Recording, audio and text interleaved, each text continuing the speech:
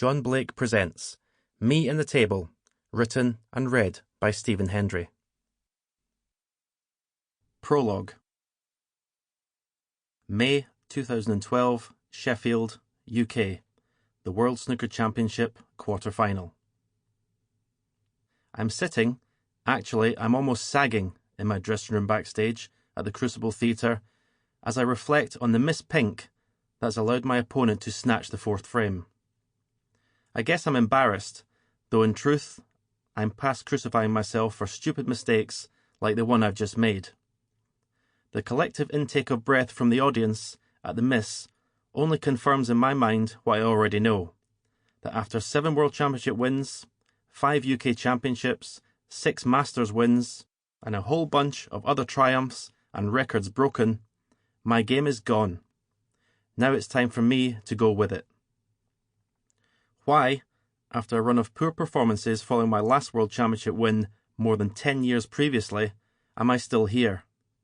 I'm now out of the top 16 in the rankings. This season's championship is the first one I've had to qualify for since I was a teenager.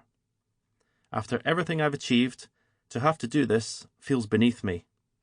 The qualifiers are not played at the Crucible, but at Sheffield's Institute of Sport, in a hall with around 6 tables and only a small audience attending. I don't mean to take anything away from those I'm playing against in these preliminary rounds, but this isn't what I'm used to. When you've beaten almost every record in the game, knocking balls around a table in an uninspiring hall is a humiliating and depressing experience. At this stage, I just want to qualify, saving what's left of my snooker for the main event.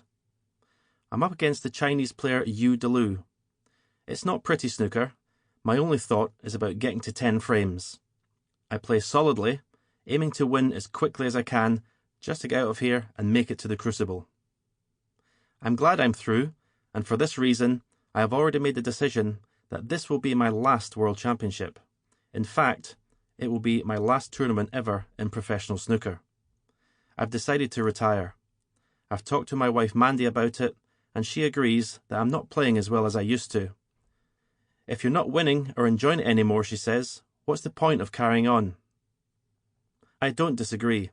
Neither am I sorry, in fact. I'm relieved.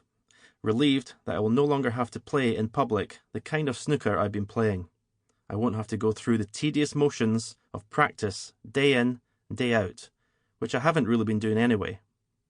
Since turning professional, I'd always practiced in the same club, the John Spencer Snooker Club in Stirling. But when this was sold, I needed somewhere else to go. The solution seemed obvious: to convert the triple garage adjacent to my house into a practice room. This was done, and the space was made as comfortable as possible. Too comfortable, in fact. I'd set off to practice at about 11 a.m, the time I've always stuck to, and do an hour before it's tea break time. The radio or TV hums away nicely in the background, and what is meant to be a quick break becomes 15 minutes, 30 minutes, an hour, and sometimes an entire afternoon. Then I'll say to myself, no worries, I'll just do it again tomorrow. All my discipline, intensity, and focus has gone in one easy move. I've always thought of practice as going to work. Now it's something I do if I feel like it.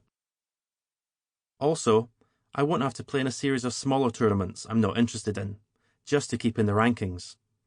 I've convinced myself that I can no longer play as well as I used to, and it has become a self-fulfilling prophecy. Every time I miss a ball or lose a match, I think, there you go, told you so. You're not up to it. Your game's gone. And it truly has. Back in the auditorium, as I sit in my chair, enviously watching my opponent at the table, the surroundings of the Crucible Theatre disappear, to be replaced by a TV studio in Birmingham.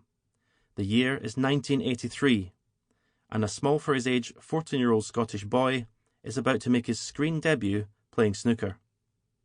It's the quarter-final of Junior Pot Black, the under-16s version of the hugely popular BBC Snooker Knockout series. This kid has made it to the quarter-finals through sheer determination. He's only been playing the game for about 18 months, but already he's won the Pontin Star of the Future snooker tournament and the Scottish and British under-16s championships. He has the natural talent, sure.